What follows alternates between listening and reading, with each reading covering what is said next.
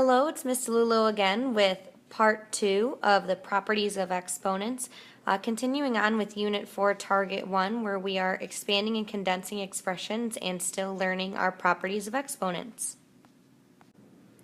In Property 2, we're going to be learning of the product of powers. But first, let's fully expand the expression x to the 4th times x to the 8th. So what does that look like? That means that we have 4 copies of x from our x to the 4th times 8 copies of x from our x to the 8th. These are all being multiplied together. Now, after we expand this, we're going to condense the product into a monomial. Remember, that means one term with exactly one base and one exponent. Well, our base is the same for, even though we're multiplying two different parts here, our base is going to be an x. Now, how many x's do we have total between this fully expanded expression? We have 12 x's total. This leads us to property number 2, the product of powers, which states that if we have a base raised to a power multiplied by the same base raised to a power, then we can keep the base the same, and all we do is we add the exponents. So let's look at some examples. In number 1, we have a cubed times a to the 4th times a squared. They all have the same base of a, so that means when we combine our powers, they will have the base a. So we are going to take a cubed times a to the 4th times a squared, and we're going to add those exponents, 3 plus 4 plus 2, which becomes a to the 9th. In our second example, we have 2 different bases.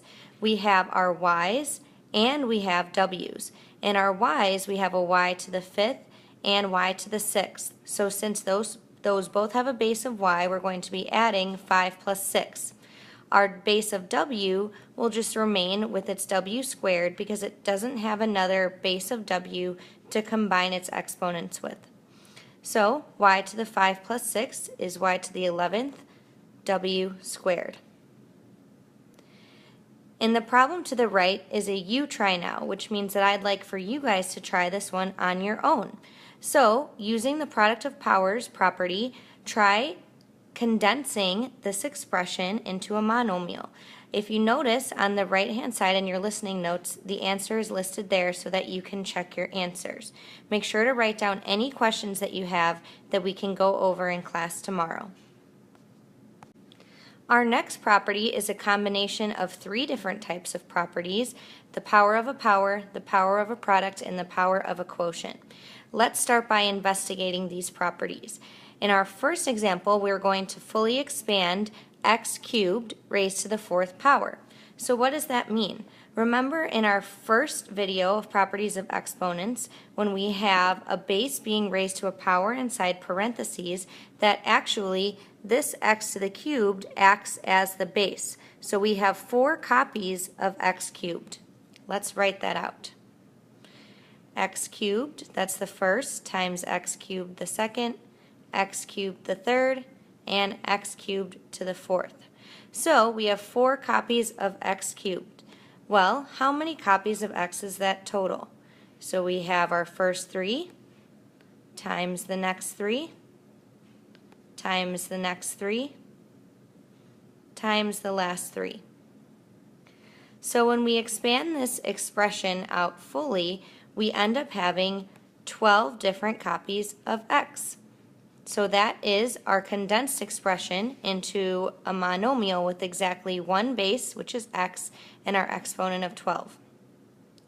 In our next example, 2x squared y, 2x squared y is going to be our base being raised to the 3rd power. Let's expand. 2x squared y our first, times 2x squared y the second, and 2x squared y the third. Now we need to condense this product into a monomial so there's only one of each type of base with one exponent.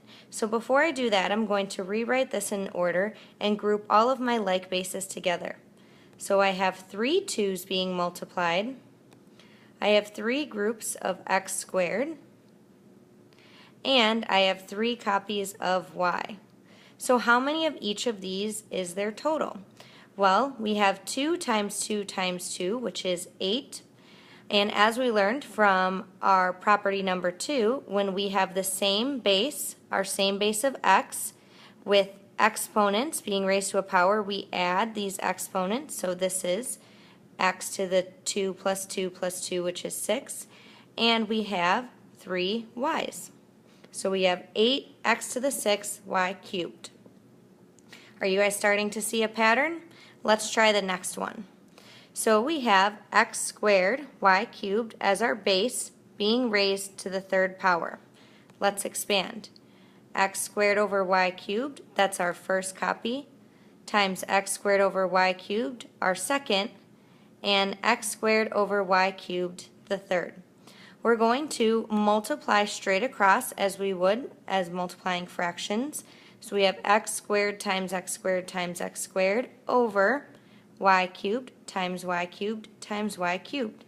Again, using the property we learned last, property 2, we're going to add these exponents. So we have x to the 6th and y over y to the 9th. So what do all of these properties have in common?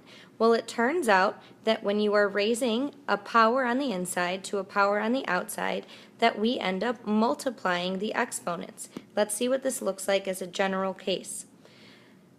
Originally, if we have x to the a on the inside acting as a base being raised to the power of b on the outside, we would take x to the a times b, and we multiply those two exponents together. We also use multiplication if we were to have a case where we're multiplying two products together, being again raised to a power on the outside. So we have two separate bases here, x and y, both being raised to a power, and then this acts as a base being raised to the power of b on the outside. So what we're going to do is we're going to take our base of x and raise our power of a to a times b. Our base of y also gets multiplied, our exponent of a gets multiplied to be a times b. And one last case is when we have our quotient of powers, x to the a divided by y to the a, all raised to the power of b. So we have two different bases, x and y, both being raised to a power on the outside.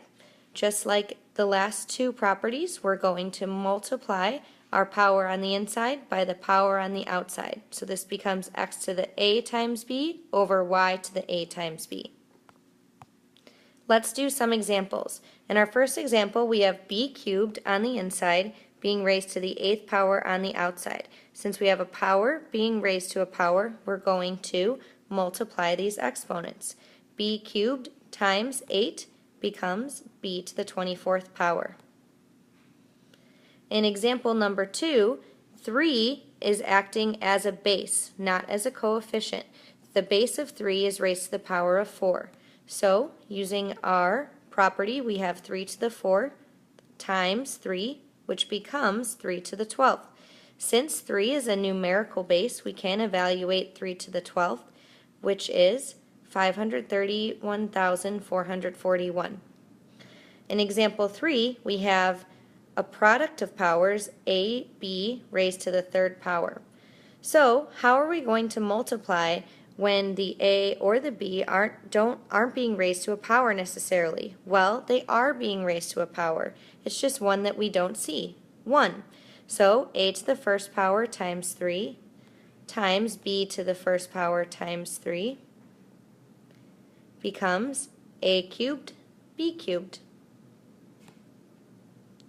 In example 4, we have a coefficient of 7, which also has a power of 1.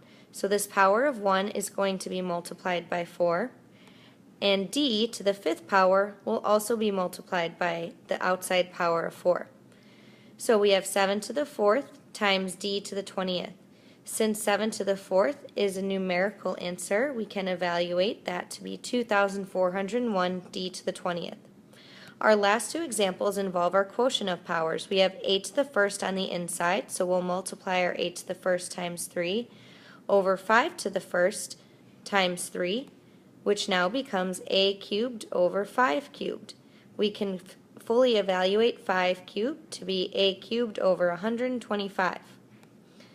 In our last example, we have x cubed being raised to the third power over 2 to the first power, which also gets multiplied by 3, y to the second power multiplied by 3. So we have x to the ninth on top, 2 cubed, y to the sixth on the bottom. We can evaluate that 2 cubed, so now we have x to the ninth over 8, y to the sixth.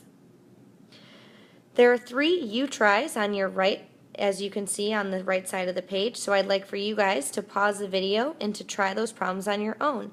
Answers are in the listening notes section on the right side of the page. Make sure you guys write down any questions that you have, and we'll go over those in class tomorrow.